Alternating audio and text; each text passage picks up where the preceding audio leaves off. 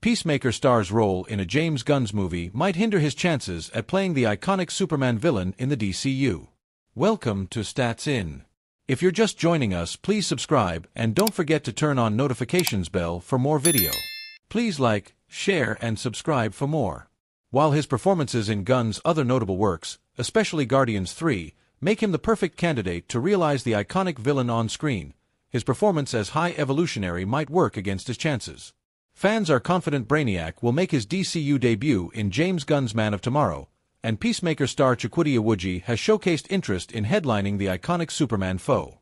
Even though nothing is certain until Gunn himself announces, and Iwuji hasn't been approached for the role yet, if the opportunity arises, the actor shared he'll gladly take it, via the movie Dweeb.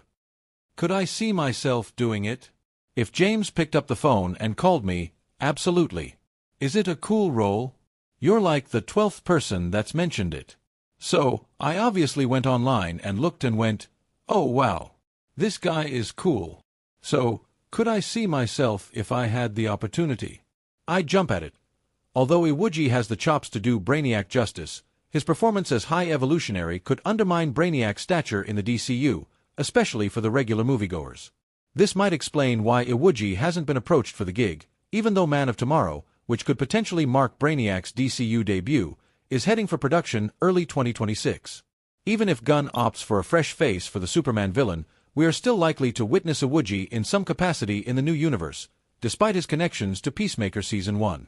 Not only was High Evolutionary arguably the best MCU villain post-Endgame, he was also the closest we've come to experiencing something Brainiac-adjacent in live action. Both are notable for being some of the smartest villains in their respective universes, who are obsessed with experimenting and collecting alien species. This hasn't stopped Gunn from entertaining the idea of bringing Iwuji back, similar to Nathan Fillion and Michael Rooker, who originally appeared in TSS before dying a brutal death. Speaking on the Peacemaker podcast, the Superman director shared that Murn's face might not be canon, and Iwuji can appear in future DCU outings. In addition to playing the main antagonist in Guardians 3, the actor also played a crucial part in Gunn's Peacemaker, Clemson Murn. Although much of Peacemaker Season 1 and the Suicide Squad remains canon, apart from a few retcons, Gunn confirmed that Murn's death in Season 1 is also canon in the new DCU. I think Clemson Murn is canon. Maybe his face might not be canon if we want to cast Chuck as something else in the DCU. But also, Chuck could end up being some other character, maybe one, that isn't so humanoid. It's safe to assume we'll be seeing Iwuji pretty soon in the DCU, and as for all the Brainiac speculations, given Gunn's knack for delivering on the casting front, there's good reason to be excited. What role should Iwuji play in the DCU? Share your thoughts below. Peacemaker Seasons 1 and 2 are currently streaming on HBO Max, USA. Guardians of the Galaxy Volume 3 is currently streaming on Disney+, USA. James Gunn had to make sure that Danielle Brooks was ready for the latest episode of Peacemaker with a surprise twist in it. Welcome to Stats In. If you're just joining us, please subscribe and don't forget to turn on notifications bell for more video. Please like, share and subscribe for more. The main difference here was that Nazi Germany won World War II in this universe, where they developed advanced technology, including nuclear weapons, allowing them to defeat the Allies and take over the world. They were also in possession of this universe's Superman, who is known as Overman on Earth X. This version served as a what-if dystopia in contrast to the more hopeful Earth 1 and Earth 2. In the comics, the Justice League of America and the Justice Society of America teamed up with the Freedom Fighters to battle the Nazis in these special crossover events. The shocking twist of the perfect world turning out to be a Nazi-ruled regime was a tricky one to pull off in Peacemaker Season 2, which almost didn't happen if Danielle Brooks wasn't up for it. In a recent interview with GQ, DC Studios co-CEO James Gunn revealed how he and the actress had talked about this episode extensively before shooting it, saying, "I think we're being thoughtful about it. When I was first writing the episodes and I first finished the episode, I sent it to Danielle Brooks and we had a big conversation. I wanted to make sure she was okay with everything." Despite all the negative connotations and history of the Nazis being put on full display, fans cheered Gunn's bold move of bringing Earth X to the forefront of the DCU.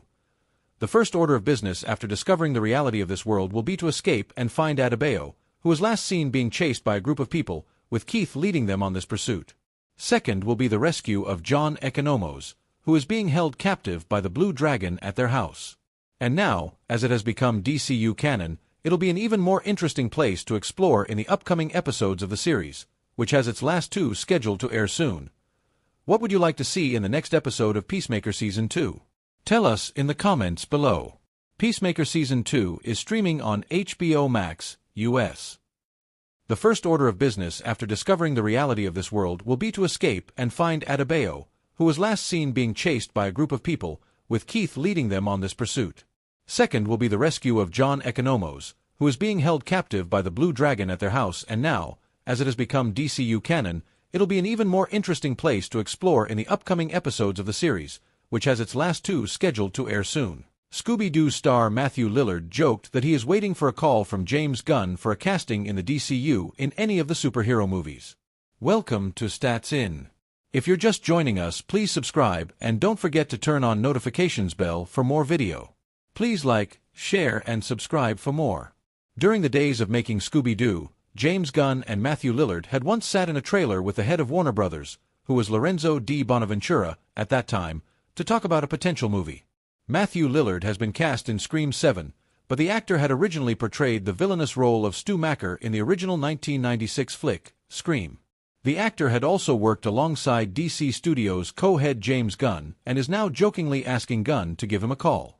Having worked with Gunn in the original Scooby-Doo live-action movies back in 2002 and 2004, namely Scooby-Doo and Scooby-Doo, Monsters Unleashed, Lillard portrayed the role of Shaggy in the movies and developed a friendship with Gunn, who had written the screenplay for both movies at the time.